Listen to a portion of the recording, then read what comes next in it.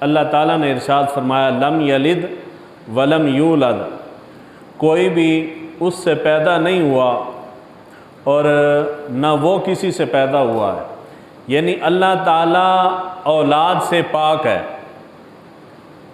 نہ وہ خود کسی کی اولاد ہے اور نہ آگے اس کی کوئی اولاد ہے۔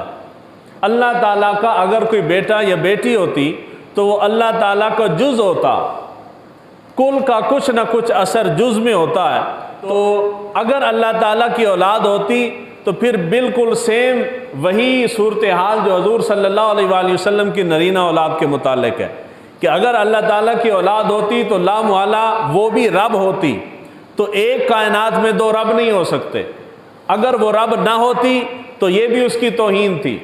تو اس کے لیے ضروری یہ ہے کہ اللہ تعالیٰ نہ خود کسی کی اولاد ہے اور نہ ہی اللہ تعالیٰ کی آگے کوئی اولاد ہے۔ قرآن مجید فرقان حمید کے اندر دو طبقات ایسے ہیں جنہوں نے اللہ تعالیٰ کی اولاد کا عقیدہ رکھا، ایک عیسائی اور ایک یہودی۔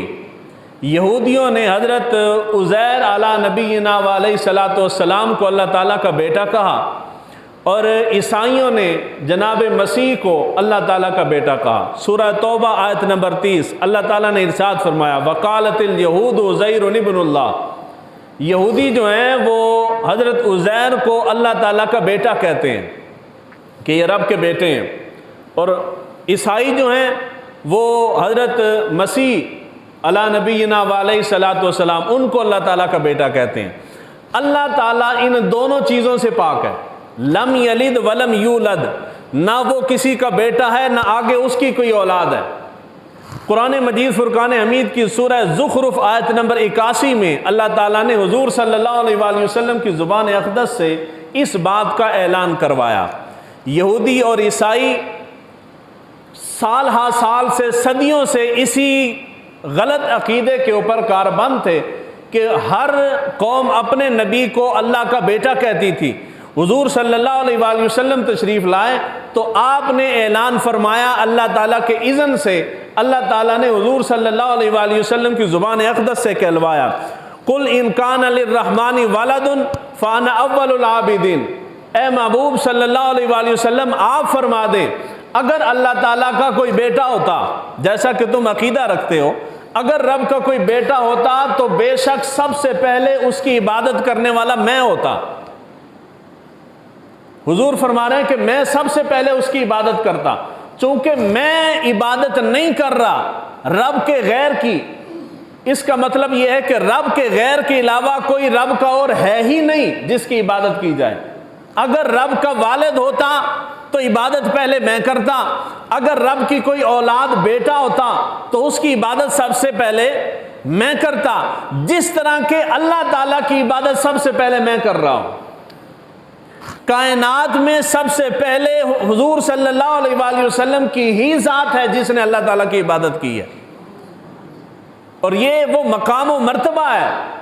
اس کے اوپر آپ کہیں گے کہ جی دلیل یہی آیت مبارکہ ہے کہ حضور فرما رہے ہیں کہ اگر بیٹا ہوتا تو میں سب سے پہلے اس کی عبادت کرنے والا ہوتا، یعنی تم سے بھی پہلے عبادت میں اس کی کرتا، چونکہ بیٹا نہیں ہے اسی طرح میں سب سے پہلے عبادت کرتا جس طرح میں اپنے رب کی سب سے پہلے عبادت کر رہا ہوں۔ رب ہے اس کی دلیل یہ ہے کہ میں اس کی عبادت کرتا ہوں، رب کا بیٹا نہیں ہے اس کی دلیل یہ ہے کہ میں اس کی عبادت نہیں کرتا۔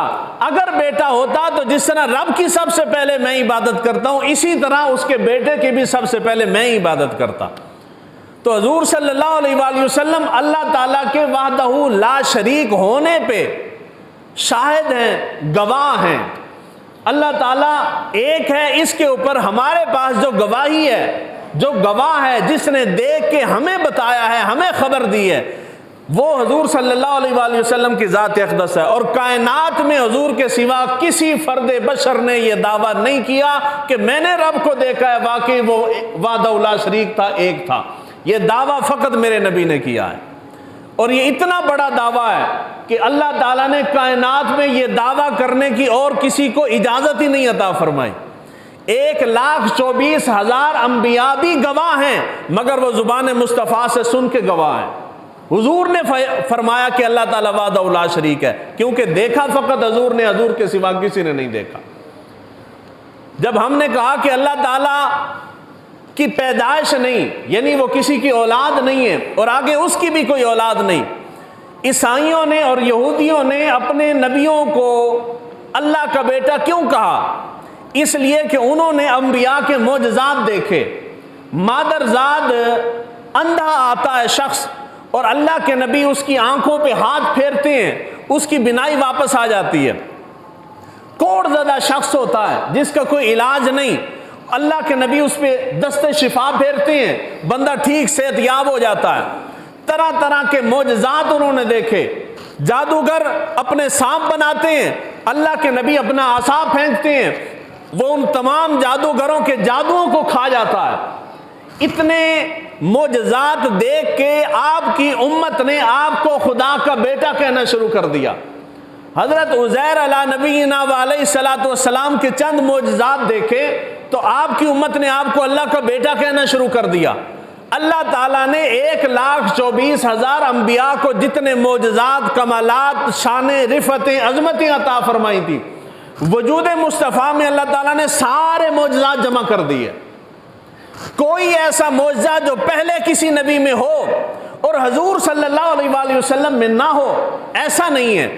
انبیاء، باقی انبیاء کے معجزات حسی اور خارجی معجزات تھے، حضور صلی اللہ علیہ وآلہ وسلم کے معجزات حقیقی معجزات، اور ان میں سے ایسے معجزات بھی ہیں جو آج بھی موجود ہیں، قیامت تک موجود رہیں گے، یعنی زندہ جاوید معجزات ہیں۔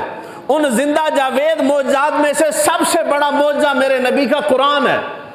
قرآن کے الفاظ معجزہ ہیں، قرآن کے اعراب معجزہ ہیں، قرآن کے حروف معجزات ہیں، قرآن کی تلاوت معجزات ہے، قرآن کا ایک ایک لفظ جدا گانا معجزہ ہے، قرآن کی ایک ایک سورت، ایک ایک آیت جدا گانا الگ الگ معجزہ ہے۔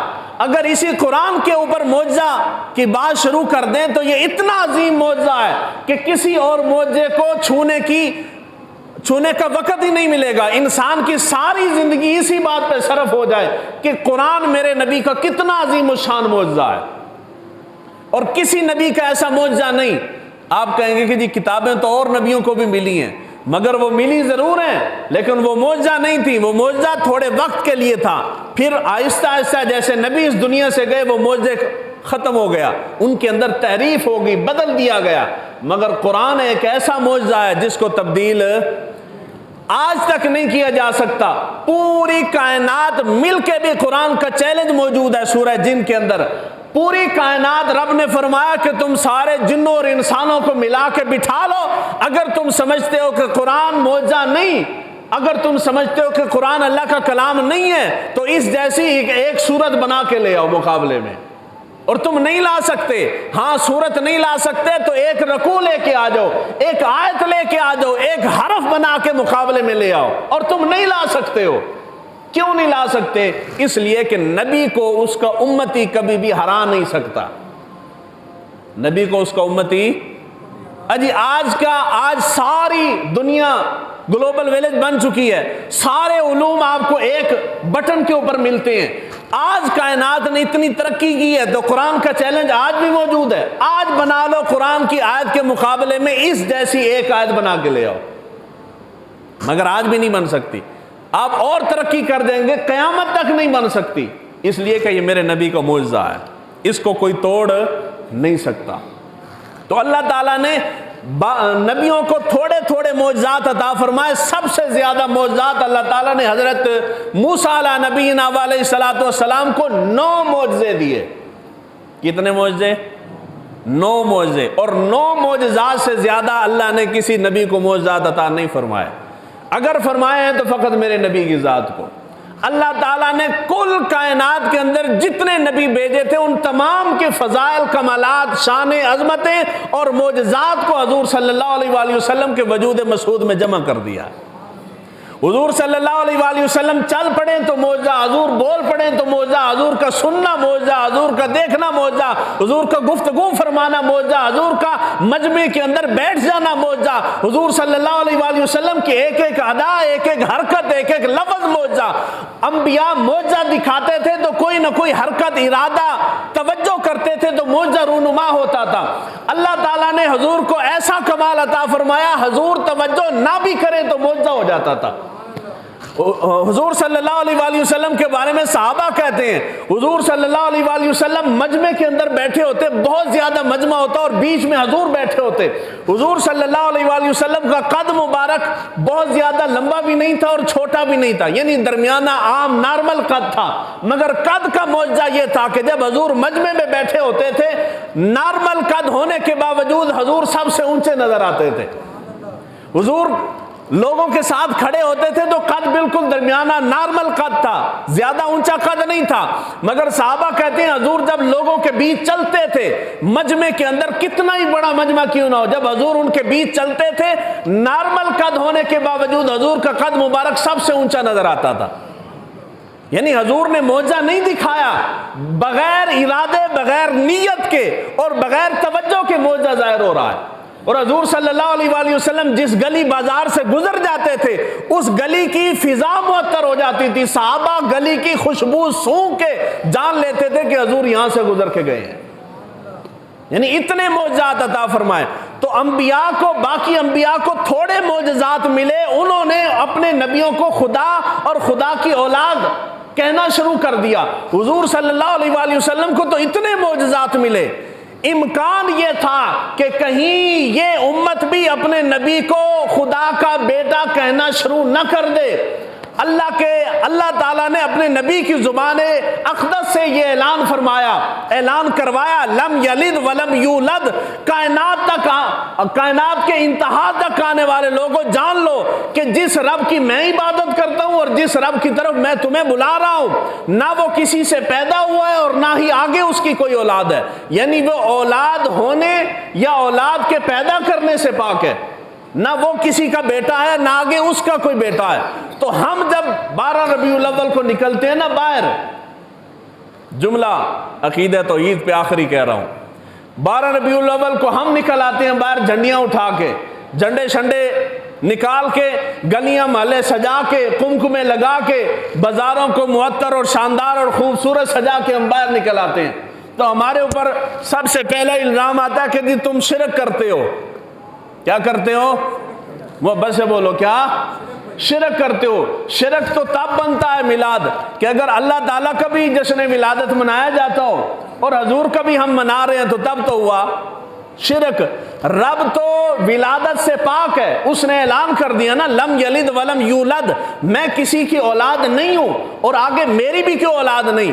اگر ہم کسی کے بارے میں یہ عقیدہ رکھیں کہ یہ پیدا ہوا ہے تو یہیں سے یہی اعلان توحید ہو جائے گا کہ جو پیدا ہوا ہے رب وہ ہے جو پیدا نہیں ہوا، اور جس کے بارے میں یہ عقیدہ ہے کہ وہ پیدا ہوا ہے وہ سب کچھ ہو سکتا ہے مگر رب نہیں ہو سکتا۔ رب، اگر ہم رب کے بارے میں یہ عقیدہ رکھ لیں کہ اس کو فلاں نے پیدا کیا ہے تو وہ رب نہیں ہو سکتا۔ رب کے بارے میں عقیدہ یہ ہے کہ اس کو کسی نے پیدا نہیں کیا، اسی نے ساری کائنات کو پیدا کیا ہے۔ تو حضور صلی اللہ علیہ وآلہ وسلم کا جشن ولادت مناتے ہیں، پیدائش کا دن مناتے ہیں۔ اگر ہم حضور کو اللہ تعالیٰ کے برابر شریک سمجھتے تو ہم حضور کا ولادت کا دن کبھی بھی نہ مناتے۔ حضور کی ولادت کا دن منا رہے ہیں، ہم اعلان کر رہے ہیں کہ اللہ وحدہ لا شریک ہے، وہ خالق ہے۔ حضور صلی اللہ علیہ وآلہ وسلم کو اللہ تعالیٰ نے بہت مقام، مرتبے، فضیلتیں، عظمتیں، شانیں عطا فرمائی ہیں، مگر یہ ساری عظمت و شانوں کے باوجود، بہت مقام و مرتبے کے باوجود بھی یہ اللہ تعالیٰ کے بندے ہیں، رب نہیں ہے۔ اللہ تعالیٰ کے جی بندے ہیں۔ تو ہم میں سے کوئی بھی بندہ، کم سے کم جشن ولادت منانے والا بندہ، کبھی بھی حضور صلی اللہ علیہ وآلہ وسلم کو نہ رب کہہ سکتا ہے نہ رب کے برابر سمجھ سکتا ہے، کہ رب کے برابر تو وہی ہوگا نا جو رب کے مقابلے کا ہو۔ رب کے مقابلے کا وہ ہوگا کہ رب کو بھی کسی نے پیدا نہیں کیا، مقابلے والا بھی ایسا ہی ہونا چاہیے جس کو کسی نے پیدا نہ کیا ہو۔ رب کی کوئی انتہا نہیں ہے تو مقابلے میں بھی ایسا بندہ ہونا چاہیے جس کی انتہا نہ ہو۔ رب کسی کا محتاج نہیں، مقابلے میں بھی وہی ہونا چاہیے جو کسی کا محتاج نہ ہو۔ حضور صلی اللہ علیہ وآلہ وسلم کی بہت فضیلت، شان، عظمت ہے، مگر میرا نبی تمام کمالات کے باوجود اسی رب کا محتاج ہے۔ حضور اللہ کے محتاج ہیں۔ ہم بھی اسی رب کے محتاج ہیں اور انبیاء بھی اسی رب کے محتاج ہیں۔ تو جب ہم نے جشن ولادت منایا تو سب سے پہلی چیز، بنیادی چیز جو سمجھنے والی ہے، اگر پچھلی سابقہ قومیں اسی شد و مد کے ساتھ ولادت مناتی تو بات یہ غلط عقیدہ ان کے اندر آتا ہی نہ کہ انہوں نے اپنے نبیوں کو خدا کے برابر ٹھہرا دیا تھا۔ ہم نے جشن ولادت منانا شروع کیا ہے، ہم میلاد منا کے اس بات کا اعلان کرتے ہیں، عقیدہ توحید کا، اس کے بعد لا شریک ہونے کا اعلان کرتے ہیں، اور ہم یہ دنیا کو بتا سمجھا اور یقین دلا دیتے ہیں کہ ہمارا نبی بہت شان عظمت والا ہے، مگر وہ خدا کا بندہ ہے، خدا نہیں ہے۔ یعنی بزرگوں نے جو فرمایا نا کہ ہیک ہے جیڑا ہیک کو ڈوں کر جانے او کافر تے مشرک ہے، یعنی وہ رضا میں، خوشنودی میں، تصرف میں، ہر چیز میں اپنی اپنی رضا میں ایک ہیں، اگر وہ رضا میں ان دونوں کو جدا کوئی کرے تو وہ کہتے ہیں وہ کافر اور مشرک ہے۔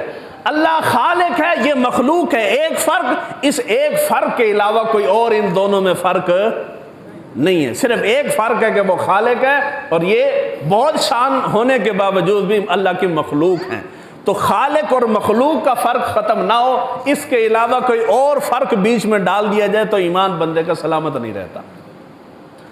دوسری، اس کے بعد سب سے بڑا اعتراض ہوتا ہے، مواد کافی سارا ہے اور ٹائم بڑا شارٹ ہے، ذرا تیزی کے ساتھ گوشت گزار کرتا ہوں اگر آپ کو سمجھ آئی بات ہو۔ میلاد النبی کے اوپر دوسرا سب سے بڑا اعتراض ہوتا ہے دن کے مقرر کرنے کا۔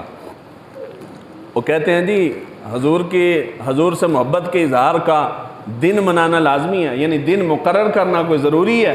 یہ تو حضور کی محبت میں ہر دن ہی دن ہوتا ہے، پورے سال کے جتنے بھی ایام ہیں سارے کے سارے حضور کی محبت میں بسر ہونے چاہیے، ایک دن مخصوص دن کیوں کرتے ہو؟ اس مخصوص دن کے اوپر بھی اعتراض ہے کہ جی دن کو خاص نہیں کرنا چاہیے، اس کے اوپر حدیث مبارکہ ہے۔ یہ ساری حدیث مبارکہ وہ لے کے ہیں جو ساری صحیح ہیں۔ اب کائنات میں کسی بھی عالم دین کے پاس چلے جائیں تو وہ آپ کو یہ نہیں کہے گا کہ حدیث صحیح نہیں ہے، الحمدللہ ساری صحیح حدیث مبارکہ۔ یہ مسلم شریف کی ہے، حدیث نمبر 7002 ہے۔ حضرت ابو وائل رضی اللہ تعالیٰ عنہ وہ بیان کرتے ہیں، یہ دن نفلی عبادت کے لیے دن مقرر کرنے کے اوپر دلیل دے رہا ہوں جی۔ ہم میلاد کے اوپر حضور کے ذکر کے لیے دن کیوں مقرر کرتے ہیں؟ دن مقرر کرنا وہ کہتے ہیں جائز نہیں ہے، تو اس کا جواب ہے حضرت ابو وائل رضی اللہ تعالیٰ عنہ بیان کرتے ہیں، حضرت عبداللہ بن مسعود رضی اللہ تعالیٰ عنہ نے ہر جمعرات کو ہم سے خطاب کرتے تھے۔ کس دن جی؟ وہ بدنا لاکھوں سے کس دن؟ اجی اسی جی ارواح اخوانی ہوندی ہے، کس دن اخوانے ہیں؟ ہن اخوان والے سارے بیٹھو آکھو تو صحیح نا کیڑے دن؟ جمعرات والے دن، یعنی ارواح اخوانی ہے تو جمعرات والے دن ہے، یعنی جس نے بھی ارواح کہلوانی ہے، ختم دلوانا ہے، دعا کروانی ہے، ہم انتظار کرتے ہیں جمعرات کا، جی جمعرات کو کریں گے تو سانو پھر کہندے نا کہ جی تسی بکریاں جمعراتاں منانے والے نکل پے ہو، صحابہ نے تو کون نہیں منائی، یہ مسلم کی روایت ہے۔ حضرت ابو وائل بیان کرتے ہیں حضرت عبداللہ بن مسعود جمعرات مناتے تھے۔ پنجابی بھی ترجمہ عام فام ترجمہ میں کر دیتا ہے۔ حضرت عبداللہ بن مسعود کی کردے سن؟ پیار نہ لاکھوں کی کردے سن؟ جمعرات مناندے سن۔ کیا مناتے تھے؟ وہ جمعرات والے دن ہم سے خطاب کرتے تھے۔ ہم نے ایک دن جمع ہو کے حضرت عبداللہ بن مسعود رضی اللہ تعالیٰ عنہ سے گزارش کی، آپ گفتگو کرتے ہیں، آپ کی گفتگو ہمیں پسند ہے، ہمارا دل ہوتا ہے کہ ہم سنیں، زیادہ سنیں، آپ تھوڑی گفتگو کرتے ہیں، ہم چاہتے ہیں کہ زیادہ سنیں۔ آپ ہفتے میں آپ نے ایک دن مقرر کر رکھا ہے، ہم چاہتے ہیں کہ آپ ہر روز ہم سے خطاب کیا کریں۔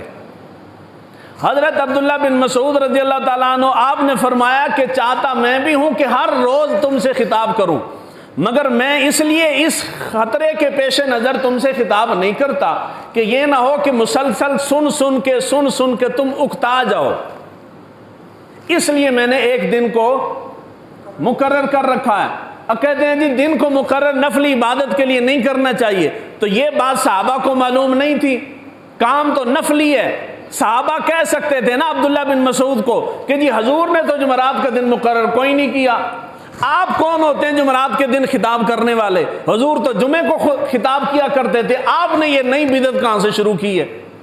لیکن کل صحابہ حضرت عبداللہ بن مسعود کا بیٹھ کے خطاب سنتے تھے، کسی بندے نے بیٹھ کے اعتراض نہیں کیا۔ اس کا مطلب یہ ہے کہ کوئی نفلی کام ہو، اچھا کام ہو، اس کے لیے اگر اپنی سہولت کے لیے دن مقرر کر لیا جائے تو اس کے اندر کوئی گناہ نہیں ہے۔ اگر اس کے اوپر بدعت کا اطلاق کرتے ہیں تو سب سے پہلے حضرت عبداللہ بن مسعود اور پھر آگے جتنے بھی بیٹھ کے صحابہ سننے والے تھے ان ساروں کو معاذ اللہ استغفر اللہ بدعتی کو، اور ہر بدعت گمراہی ہے اور ہر گمراہی جہنم میں لے جانے والی ہے۔ معاذ اللہ استغفر اللہ، کل صحابہ کو اٹھا کے تم جہنم میں لے جاؤ گے، تو ایسا نہیں ہوتا۔ یعنی کوئی بھی نفلی کام ہے، انسان اپنی سہولت کے لیے اگر دن مقرر کر لے تو اس کے اندر کوئی گناہ نہیں ہے۔ اور کہتے ہیں جی میلاد کے لیے دن کیوں مقرر کیا ہے؟ اب سال کے ہر 12 مہینے اور ہر مہینے کے 30 دن ہم جھنڈیاں لگا کے جلوس تو نکالنے سے رہے، تو سال میں ایک ہی دن ہو سکتا ہے۔ انجی گل ہے نا جی، کوئی ایک دن، ہاں حضور کے اوپر درود پڑھتے ہیں پورا سال پڑھتے ہیں، حضور کی شان عظمت بیان کرتے ہیں تو پورا سال کرتے ہیں۔ ایک مخصوص دن ہم عام دنوں کی بنسبت زیادہ ذکر کر لیتے ہیں، بس اتنا فرق ہے۔ یہ نہیں کہ ربیع الاول کے علاوہ ہم حضور کا ذکر نہیں کرتے۔ آپ کسی بھی حضور سے محبت کرنے والے سے پوچھ لیں، ہر دوسرے بندے کا معمول ہے وہ درود شریف پڑھتا رہتا ہے، پڑھ دیں نا جی لوگ۔ جی آپ کہیں گے جی پورا سال حضور کو یاد نہیں کیا، نہیں ہم نے تو کیا ہے، جس نے نہیں کیا اس کو پکڑ کے پوچھو کیوں نہیں یاد کیا۔ تو ہم پورا سال یاد کرتے ہیں، ایک دن مخصوص اپنی سہولت کی خاطر حضور صلی اللہ علیہ وآلہ وسلم کے ذکر کے اندر کثرت کر دیتے ہیں، تاکہ یہ زمین، آسمان، جرند پرند، حشرات الارض، مٹی کا ذرہ ذرہ ہمارے حضور کے ذاکر ہونے کے اوپر گواہ ہو جائے۔ یہ کل مٹی بھی ہمارے حق میں گواہی دے کہ باری تعالیٰ یہ میرے اوپر سے گزر کے گیا تھا اس حال میں کہ یہ تیرے نبی کے اوپر درود پڑھ رہا تھا۔ ہم تو اس لیے کرتے ہیں۔ اس کے بعد دوسری چیز آتی ہے، خوش ہونے کے اوپر بھی لوگوں کو تکلیف ہو جاتی ہے۔ تسی خوش کیوں ہو رہے ہو؟ خوش کیوں؟ خوشی کیوں منا دے ہو پہ؟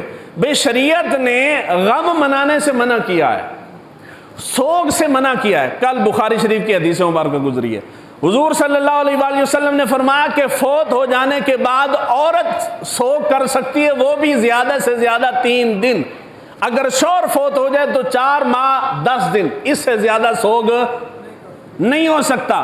جب محرم آتا ہے تو جو سوگ مناتے ہیں ان کے اوپر یہ لٹھ لے کے دوڑ پڑتے ہیں کہ جی تم سوگ کیوں مناتے ہو، شریعت کے اندر منع کیا گیا ہے۔ اور ربیع الاول میں ہم خوشی مناتے ہیں تو ہمارے اوپر بھی توپیں اٹھا کے چوڑ دوڑتے ہیں، جی تم خوشی کیوں منا رہے ہو؟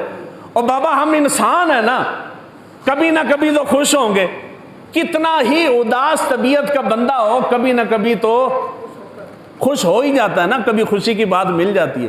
تو خوش ہونا شریعت کے اندر معیوب نہیں، اداس رہنا، غمگین رہنا، افسردہ رہنا، سوگ کی حالت میں رہنا، یہ شریعت کے اندر حرام ہے، شریعت میں حرام ہے۔ اور لوگوں کو خوش کرنا، لوگوں کے چہروں پہ مسکراہٹ بکھیر دینا، لوگوں کو خوشی دینا، یہ باعث ثواب ہے، باعث ثواب ہے۔ حدیث مبارکہ ہے، حضور صلی اللہ علیہ وآلہ وسلم کے صحابی حضرت معاذ کو حضور نے یمن کی طرف گورنر بنا کے بھیجا تو حضور صلی اللہ علیہ وآلہ وسلم نے ان کو تاکید کی، فرمایا لوگوں کے لیے آسانی کرنا، تنگی نہ کرنا، لوگوں کو خوشخبری دینا، نفرت نہ پھیلانا، اور لوگوں کو ہنسی خوشی رکھنا، لوگوں کو وہ بدنال بولو، لوگوں کو تو صحابی کہہ دیتے یا رسول اللہ لوگوں کو خوش رکھنا تو جائز کوئی نہیں ہے، ہم سال میں 1 دن خوش ہوتے ہیں تو تکلیف ہو جاتی ہے، حضور فرما رہے ہیں لوگوں کو رکھنا ہی خوش، یعنی خوشی اگر جائز نہ ہو تو حضور خوش ہونے کی ان کو تاکید نہ کرتے۔ دوسری حدیث مبارکہ ہے، حضور صلی اللہ علیہ وآلہ وسلم سے صحابہ نے پوچھا یا رسول اللہ سب سے افضل ترین عمل کون سا ہے؟ تو حضور صلی اللہ علیہ وآلہ وسلم نے ارشاد فرمایا کہ افضل ترین عمل یہ ہے کہ تم اپنے مومن بھائی کو خوشی پہنچاؤ۔ کیا پہنچاؤ؟ خوشی پہنچاؤ۔ اور میلاد والے دن کون سا مومن ہے جو خوش نہیں ہوتا؟ کوئی ہے ایسا مومن؟ جو بھی مومن ہے وہ خوش ہوتا ہے، اور جو خوش نہیں ہوتا اس کو چاہیے کہ اپنے ایمان کا محاسبہ کرے کہ مومن ہے بھی کہ کسی اور کھاتے میں جا رہا ہے۔ تو حضور فرمایا سب سے افضل ترین عمل ہی یہ ہے کہ آپ لوگوں کو خوش کر دیں۔ تو 12 ربیع الاول جب آتا ہے تو صرف لوگ خوش نہیں ہوتے، پوری فضا معطر ہو جاتی ہے۔ گلیاں بھی بتاتی ہیں کہ اس محلے کے سارے لوگ خوش ہیں آج۔ میں رات کو ادھر سے آتا ہوں نا قبرستان کی طرف سے، یہاں مین روڈ کے طرف، ادھر پوری سوڈی نظر آتی ہے۔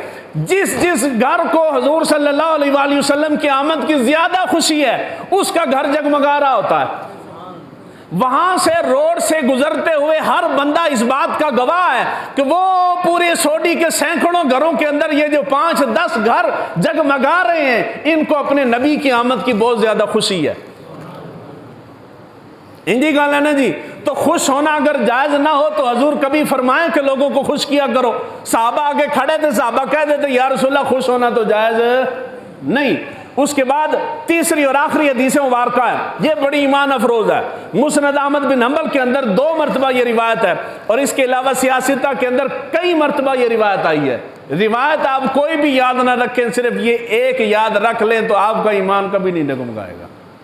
حضرت انس بن مالک رضی اللہ تعالیٰ عنہ فرماتے ہیں حضور صلی اللہ علیہ وآلہ وسلم ہجرت فرما کے مدینہ منورہ تشریف لائے تو مدینہ منورہ آپ کی آمد کی خوشی میں، حدیث کے الفاظ ہیں، اگر الفاظ نہ ہو تو میں بھی یہی ہوں کہ میں مقرر شیریں بیان کو پیسے لے کے تو خطاب کرنے نہیں آیا نا کہ تقریر کر کے بھاگ جاؤں گا، آپ پیچھے ڈھونڈتے رہیں گے۔ میں 24 گھنٹے ادھر ہی ہوں۔ حدیث کے اندر یہ الفاظ نہ ہو، مسند احمد بن حنبل کی حدیث اور 2 مرتبہ مسند احمد بن حنبل کے اندر ہے، اس کے علاوہ دوسری کتب کے اندر 10 سے 20 مرتبہ ہے۔ حضرت انس بن مالک کہتے ہیں جس دن حضور صلی اللہ علیہ وآلہ وسلم ہجرت فرما کے مدینہ منورہ تشریف لائے، آپ کی آمد کی خوشی میں حبشہ کے لوگ جمع ہو گئے، اور وہ جمع ہو کے انہوں نے جنگی ہتھیار اپنے جسم کے اوپر باندھے ہوئے تھے، اور وہ خوشی سے مظاہرے کر رہے تھے، کھیل پیش کر رہے تھے۔ حضور صلی اللہ علیہ وآلہ وسلم کھڑے ہو کے ان کا وہ کھیل، خوشی سے جو اچھل کود کر رہے تھے، حضور کھڑے ہو کے ملاحظہ فرماتے رہے۔ اور دوسری روایت کے الفاظ ہیں، حضرت انس بن مالک کہتے ہیں کہ حضور صلی اللہ علیہ وآلہ وسلم کی آمد کی خوشی میں حبشہ کے لوگ اونچی اونچی چھلانگیں مارتے تھے، اچھلتے تھے اونچے اونچے۔ اسی تے تو آرام نال مسجد چ درود شریف پڑھ دے آیا ہوتے، اڈے دے ہوتے جا کے نعت پڑھ کے ختم کر دینا، ایویں گل ہے نا جی۔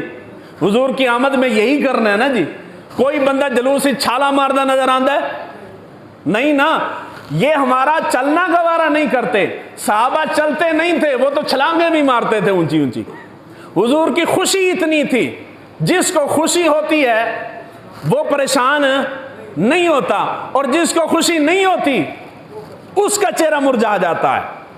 یعنی میرے بیٹے کی شادی ہو تو جو مجھ سے محبت رکھنے والے ہیں وہ سارے خوش ہوں گے، اور جو میری خوشی نہیں دیکھ سکتا اس کے چہرے پہ 12 بج جائیں گے۔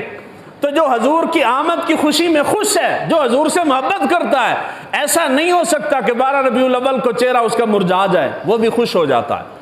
تو یہ حدیث مبارکہ کے الفاظ ہیں حضور صلی اللہ علیہ وآلہ وسلم کی آمد کی خوشی میں جس وقت حضور آئے۔ ہاں اب کوئی بندہ کہہ سکتا ہے کہ نہیں اس وقت تو مسلمان ہی نہیں تھے، اللہ کے بندو حبشہ کے اندر مسلمان رہتے تھے، نجاشی اسلام قبول کر چکا تھا۔ حضور صلی اللہ علیہ وآلہ وسلم کی مدینہ آمد سے پہلے حضرت مصعب بن عمیر جب حضور صلی اللہ علیہ وآلہ وسلم نے ان کو امام مدینہ بنا کے بھیجا تھا، 1 سال محنت کر کے کم سے کم 75 لوگوں کو اسلام قبول کروا چکے تھے۔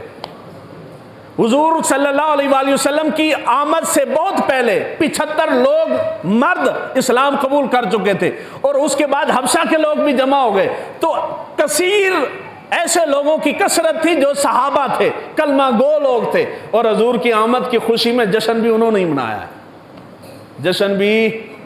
اور جس کا چہرہ مرجھا گیا تھا وہ تو عبداللہ بن ابی تھا، رئیس المنافقین تھا، اس کے مفادات کے اوپر زد پڑی تو اس کا چہرہ مرجھا گیا، اور مرنے تک مرجھایا رہا ہے، وہ حضور کی آمد پہ خوش، محبت نال بولو، خوش نہیں ہوا۔ تو جو صحابہ کا ایمان رکھتے ہیں وہ خوش ہوتے ہیں حضور کی آمد پہ، اور جو صحابہ کا نہیں رکھتے وہ خوش نہیں ہوتے۔ اس کے بعد جو ہم پہ اعتراض کیا جاتا ہے وہ کہتے ہیں کہ جی میلاد جو ہے یہ بدعت ہے۔ میلاد کیا ہے؟ یہ بڑی ایمان افروز آپ کو 2-3 دلیلیں دے رہا ہوں، اگر کسی کے دل میں بیٹھ گئی تو انشاءاللہ تعالیٰ کبھی کسی کے بہکاوے میں نہیں آئے گا۔ کہتے ہیں جی میلاد بدعت ہے.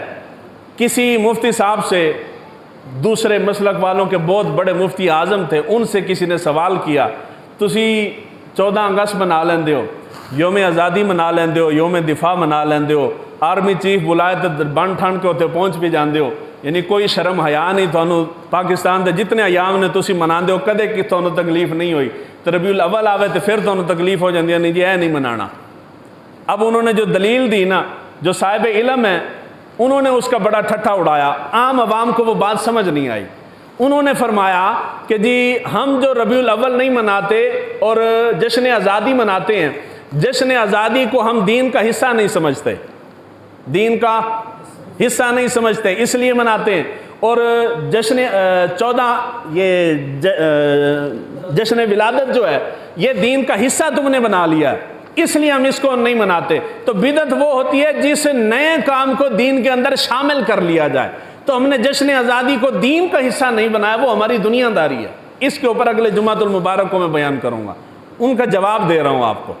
ایسے کام جو دین داری ہیں ہم نے دین کا حصہ بنا لیا ہے، دین کا حصہ بنا لیا اور ہم اس کو باعث ثواب سمجھتے ہیں، اور وہ حضور کی زندگی مبارک میں نہیں تھے. وہ ہم بھی کرتے ہیں اور وہ بھی کرتے ہیں. ایسے کام ہیں. ان میں سب سے پہلے قرآن مجید کو جمع کرنے کا بیان ہے. حضور صلی اللہ علیہ وآلہ وسلم کے زمانہ مبارک میں قرآن مجید کتابی شکل میں موجود نہیں تھا. حضرت ابوبکر صدیق رضی اللہ تعالیٰ عنہ کے زمانہ مبارک میں ایک جنگ کے اندر 700 حفاظ قرآن شہید ہو گئے. تو حضرت عمر فاروق رضی اللہ تعالیٰ عنہ حضرت ابوبکر صدیق کے پاس آئے کہ مجھے لگتا ہے کہ اگر یہی حال رہا تو قرآن مجید کی حفاظت مشکل ہو جائے گی. میں چاہتا ہوں کہ قرآن مجید کو جمع کیا جائے ایک کتابی شکل میں. کیا کیا جائے؟ محبت سے بولیں، کیا کیا جائے؟ کتابی شکل میں جمع کیا جائے. تو حضرت ابوبکر صدیق نے فرمایا کیف افعل شیئا لم یفعلہ رسول اللہ صلی اللہ علیہ وآلہ وسلم، میں ایسا کام کیسے کر سکتا ہوں کہ جو حضور نے نہیں کیا. گال سمجھ آئی نے؟ جی حضور نے جو نہیں کیا تو تم کیوں کرتے ہو؟ تو ابوبکر صدیق یہی فرما رہے ہیں جو کام حضور نے نہیں کیا میں کیوں کروں. آگے سے حضرت عمر فاروق رضی اللہ تعالیٰ عنہ خلیفہ دوم ہیں، وہ فرما رہے ہیں. آپ فرماتے ہیں فقال عمر ہوا واللہ خیر، اللہ تعالیٰ کی عزت کی قسم ہے یہ کام حضور نے تو نہیں کیا مگر کام بڑا برکت والا ہے. کام تو ثابت ہوا کہ بعض کام ایسے ہیں جو حضور صلی اللہ علیہ وآلہ وسلم سے ثابت نہیں ہے مگر اچھے ہیں، مگر اچھے ہیں. تو حضور صلی اللہ علیہ وآلہ وسلم کی وصال مبارک کے بعد قرآن جمع ہوا. حضور کی ولادت، حضور کی حیات مبارکہ میں قرآن کتابی شکل میں موجود ہے. تو یہ جو کتابی شکل میں قرآن آپ کے گھروں میں الماریوں میں یہاں پڑا ہوا یہ ساری بدعت ہے. یہ کیا ہے؟ بدعت ہے. اور یہ ایسی بدعت ہے جو دین کا حصہ ہے. دین کا حصہ ہے نا جی. اس تو ہٹ کے تو دین ہے ہی کوئی نہیں ہے. قرآن سے ہٹ کے جدا گانا اور کون سا دین تلاش کرتے ہیں. اس کے بعد دوسرے نمبر پہ با جماعت نماز تراویح ہے. حضور صلی اللہ علیہ وآلہ وسلم کی حیات مبارکہ گزری، کسی مسجد کے اندر جماعت کے ساتھ تراویح کی نماز نہیں ہوتی تھی. حضرت ابوبکر صدیق کا دور خلافت گزرا، کسی مسجد کے اندر جماعت کے ساتھ نماز تراویح نہ پڑھنے والے بہت کم لوگ ہوندے نے پڑھنے والے. ایسے ہوتا تک سینہ چوڑا کر کے آخو نا جی نہیں سی ہوندی. میں نے وہاں بیان کیا تو لوگ نماز پڑھنا چھوڑ گیا. آج قاری صاحب نے آپ آخیا جی حضور دے زمانے نہیں سی ہوندی. ایڈی سیانی قوم ہے ساری. جی حضور کے زمانے میں نہیں تھی، حضرت ابوبکر صدیق کے زمانے میں بھی نہیں تھی، حضرت عمر فاروق رضی اللہ تعالیٰ عنہ کے آدھے دور حکومت تک رواج نہیں تھا. اس کے بعد یہ با جماعت نماز تراویح حضرت عمر فاروق نے شروع کروائی ہے. کس نے شروع کرائی؟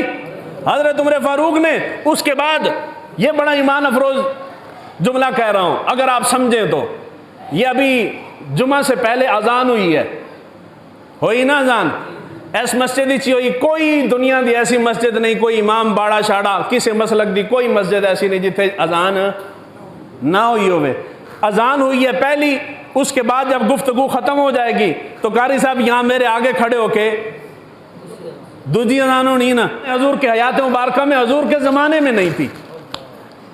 ہن دسو وہ جو کہتے ہیں نا کہ جی ہم تو 14 اگست دنیا داری سمجھ کے مناتے ہیں اور ربیع الاول کو اس لیے نہیں مناتے کہ دین کا حصہ ہے تو بدعت ہو جائے گی. اللہ کے بندے تو بھی تو مسجد میں کھڑا ہو کے جمعے کی دونوں اذانیں دیتا, حضور کے آیات مبارکہ میں نہیں تھی, تم نے کیا سمجھ کے اذان دیتے ہو؟ ثواب سمجھ کے؟ حضور کا فرمان ہے جہاں جہاں تک اذان کی آواز جاتی ہے دریا کی مچھلیاں بھی اس کی مغفرت کی دعا کرتی ہیں. کیا یہ دینداری نہیں؟ حضور صلی اللہ علیہ وآلہ وسلم کا پہلی اذان جو ہے, یہ دوسری اذان جو ہے, حضرت ابو بکر, حضور کا پورا دور مبارک گزرا, جمعے کی اذان پہلی نہیں ہے. حضرت ابو بکر صدیق کا دور مبارک گزرا, اذان نہیں ہوتی. حضرت عمر فاروق کا دور مبارک گزرا, جمعے کی اذان نہیں ہو رہی. حضرت عثمان غنی کے دور مبارک کے آخر پہ جا کے جمعے کی اذان شروع ہوئی ہے. حضرت عثمان غنی نے ضرور کروائی ہے. حضور کے زمانے میں نہیں ہوتی تو بدعت ہوئی کہ نہ ہوئی؟ ہو گئی نا. محبت نہ لگو, ہوئی نا بدعت. کلو بدعت ضلالہ, ہر بدعت گمراہی ہے. وکلو ضلالۃ فی النار, اور ہر گمراہی والا جہنم میں جائے گا. کیا کہتے ہیں؟ حضرت عثمان غنی رضی اللہ تعالیٰ عنہ کی حیات مبارکہ میں دور حکومت میں بڑے بڑے جلیل القدر صحابہ موجود تھے, ان کے سامنے یہ بدعت ہوئی ہے اور وہ اس بدعت کے اندر شامل ہوئے ہیں, تو کیا وہ سارے بدعتی ہوئے اور معاذ اللہ استغفر اللہ سارے جہنم میں جائیں گے؟ وہ فتویٰ جو ہم گناہگاروں پہ لگا رہے ہو وہی فتویٰ پھر صحابہ کے اوپر بھی جاتا ہے. جو بدعت کی تعریف ہمیں کر کر کے سنائی گئی ہے اس حساب سے اگر دیکھا جائے تو صحابہ بھی نہیں بچتے. حضرت عبداللہ بن عمر رضی اللہ تعالیٰ عنہ وہ فرماتے ہیں, ابن شیبہ کی روایت اور روایت بھی درست ہے, قال الاذان الاول یوم الجمعۃ بدعۃ. حدیث کے الفاظ ہیں, حضرت عبداللہ بن عمر فرماتے ہیں کہ جمعے کی پہلی اذان بدعت ہے. ابن شیبہ کی روایت ہے. تو پھر دین دیو اذانہ کہ نہیں؟ سارے جو میلاد نہیں مناتے ہیں نا وہ بھی اذان دیتے ہیں, تو ان کو کہو کہ آپ بھی بدعتی ہوئے پھر آپ بھی جہنم میں جائیں گے. تو حضور کی ساری امت معاذ اللہ استغفر اللہ گئی جہنم میں, بچا پیچھے کوئی بھی نہ. اجی ہن آکھو کہ اذان اسی دنیا داری سمجھ کے دینے ہیں. اس کے بعد عورتوں کو مسجد میں آنا, یہ صرف 2 چیزیں رہ گئی ہیں بیان کرنے والی. حضور صلی اللہ علیہ وآلہ وسلم کے زمانے مبارک میں جس طرح آپ آئے ہیں نا نماز پڑھنے جمعے کی, 5 وقت کی نماز پڑھنے آتے ہیں, اسی طرح حضور صلی اللہ علیہ وآلہ وسلم کے زمانے مبارک میں عورتیں بھی نماز پڑھنے مسجد میں آتی تھی. آپ آگے صفیں بنا کے بیٹھے ہیں, اسی طرح مرد آگے بیٹھتے تھے, پیچھے آ کے عورتوں کی صفیں ہوتی تھی. حضور صلی اللہ علیہ وآلہ وسلم کی زوجہ محترمہ حضرت زینب کے بارے میں آتا ہے, حضور صلی اللہ علیہ وآلہ وسلم ایک دن مسجد میں آئے تو مسجد میں درمیان میں وہ جو پلر تھا نا اس کے ساتھ ایک رسہ لٹکا ہوا تھا. حضور نے پوچھا یہ درمیان میں رسہ کیوں لٹکایا ہوا ہے؟ تو صحابہ نے عرض کی یا رسول اللہ صلی اللہ علیہ وآلہ وسلم ام المومنین حضرت زینب نماز پڑھنے کے لیے یہاں کھڑی ہوتی ہیں اور وہ نماز پڑھتی ہیں, بہت زیادہ نوافل پڑھتی ہیں, پڑھ کے جب تھک جاتی ہیں نا تو اس رسے کا آسرا لیتی ہیں. مسجد نبوی کے بیچ کھڑی ہو کے ام المومنین نماز پڑھتی ہیں. تھوڑے زمانے کوئی عورت کدے آئی مسجد نماز پڑھن؟ نہیں نہ آئی. اور ہماری مسجد میں بھی نہیں آتی, ان کی مسجد میں بھی نہیں جاتی. کیوں منع کر دیا ہے جبکہ حضور کے زمانے میں ہوتا تھا؟ یہ نیا کام, یہ نیا طریقہ شروع کیوں کیا ہے؟ حضور کے زمانے میں بھی عورتیں آتی تھی, حضرت ابو بکر صدیق کے پورے دور حکومت میں عورتیں نماز پڑھنے آتی تھی, حضرت عمر فاروق رضی اللہ تعالیٰ عنہ نے آ کے منع کیا ہے. تو نوی بدعت ہوئی کہ نہ ہوئی؟ آنکھوں نہ ہوئی نہ بدعت. تو ہر بدعت گمراہی اور ہر گمراہی جہنم میں لے کے جانے والی ہے. ایڈے سیانے اور صحابہ نے بدعت سمجھ نہیں آئی, تھانوں آج 14 صدیوں بعد زیادہ بہتر سمجھ آ گئی ہے. اس کے بعد آخری جملہ بالکل لاس والا, اس کے بعد میرے خیال میں کوئی اعتراض دماغ میں نہیں رہ جاتا. حضور صلی اللہ علیہ وآلہ وسلم کے وصال مبارک کے فوراً بعد حضرت ابو بکر صدیق رضی اللہ تعالیٰ عنہ نے جو جنگ کی ہے اس کو جنگ یمامہ کہتے ہیں. کیا کہتے ہیں؟ بس بولیں کیا کہتے ہیں؟ جنگ یمامہ. جنگ یمامہ ختم نبوت کے لیے لڑی گئی ہے. وہ ایسی جنگ تھی کہ صحابہ میں سے حضرت خالد بن ولید رضی اللہ تعالیٰ عنہ کمانڈر ان چیف تھے. خالد بن ولید جن کو سیف اللہ, اللہ کی تلوار کہا جاتا ہے, آپ فرماتے ہیں کہ وہ اتنی شدید جنگ تھی کہ میری ساری زندگی میں یہ نوبت کبھی نہیں آئی. اس جنگ یمامہ کے اندر حضرت خالد بن ولید فرماتے ہیں کہ 9 تلواریں میرے ہاتھ سے ٹوٹی ہیں. اتنی شدید جنگ تھی. لیکن کبھی تاریخ کی کسی کتاب میں آپ نے حضرت خالد بن ولید کے نام کے ساتھ لکھا ہوا دیکھا ہے مجاہد ختم نبوت؟ جس نے اپنی جان ختم نبوت کے لیے وار دی ہو، جس کو لڑتے ہوئے جہاد کرتے ہوئے 9 تلواریں ٹوٹ گئی ہوں۔ صحابہ میں سے کسی صحابی کے ساتھ مجاہد ختم نبوت لکھا ہوتا ہے؟ اگر یہ لکھنا ہوتا تو حضرت ابوبکر صدیق لکھتے، سب سے پہلے جنگ ہی انہوں نے کی ہے۔ حضرت ابوبکر صدیق سے بڑا مجاہد ختم نبوت کائنات میں محبت نہ لاکھو کوئی نہیں ہے۔ اس کے بعد حضرت خالد بن ولید مجاہد ختم نبوت ہیں، حضرت عمر فاروق مجاہد ختم نبوت ہیں، حضرت علی شیر خدا مجاہد ختم، حضرت ابو موسیٰ اشعری مجاہد ختم نبوت ہیں۔ جن صحابہ نے ختم نبوت کے لیے جنگیں لڑی ہیں، انہوں نے اپنے آپ کو مجاہد ختم نبوت نہیں اکھوایا۔ تو انہوں نے ختم نبوت دے نام دے ہوتے نعرے شارے جلسے جلوس بھی نہیں نہ کھٹے صحابہ نے۔ کسی نے جا کے ختم نبوت کے نام پہ کوئی کانفرنس صحابہ نے کی ہے؟ انہوں نے کوئی جلسہ جلوس کیا ہے؟ کسی نے کبھی مظاہرہ کیا ہو حضرت ابوبکر صدیق سے کہ جی اس دن کو جنگ یمامہ کی فتح والے دن ہر سال چھٹی ہوا کرے گی جی مدینے میں؟ کسی آنکھیں ہے؟ کسی صحابی نے مطالبہ کیا ہو؟ کسی نے نہیں کیا۔ حالانکہ حقیقی مجاہد ختم نبوت تو وہ تھے اس زمانے میں جو میلاد نہیں نہ مناتے، پارلیمنٹ کے اندر سپریم کورٹ میں جا کے ایک چھوٹا سا کیس جیت کے نہ ہنگ لگی تے نہ پھٹکڑی تے سارے مجاہد ختم نبوت وہ تسی تلوار چکی، تسی چھری بھی نہ چکی۔ خادم صاحب فرماتے تھے تم نے تو دین کی خاطر قربانی تو بڑی دور کی بات ہے نا، دین کی خاطر تم نے تنکا اٹھا کے بھی نہیں توڑا، اتنی بھی قربانی نہیں دی۔ تو تسی سارے مجاہد ختم نبوت تم سارے کانفرنس کر رہے ہو، جھنڈے لگا رہے ہو، ڈنکے بجا رہے ہو، کیوں بجا رہے ہو؟ نہ حضور نے کیا ہے، نہ حضرت ابوبکر صدیق نے کیا، نہ عمر فاروق نے کیا، عثمان غنی نے نہیں کیا، حضرت علی شیر خدا نے نہیں کیا۔ یہ اگر حق بنتا تھا خالد بن ولید کا بنتا تھا، انہوں نے نہیں کیا۔ آپ کر رہے ہیں، کیوں کر رہے ہیں؟ بدعت ہے کہ نہیں ہے؟ نا جی، ختم نبوت کے اوپر جتنی سیاست چل رہی ہے یہ ساری کیا ہے؟ آپ کو پیار نال میں کہہ رہے ہیں کہ یہ ساری بدعت۔ تو آپ جب ان سے پوچھیں گے کہ یہ کیوں کر رہے ہو تو وہ کہیں گے ہے تو بدعت ہے پر ہے چنگی ہے چنگی ہے۔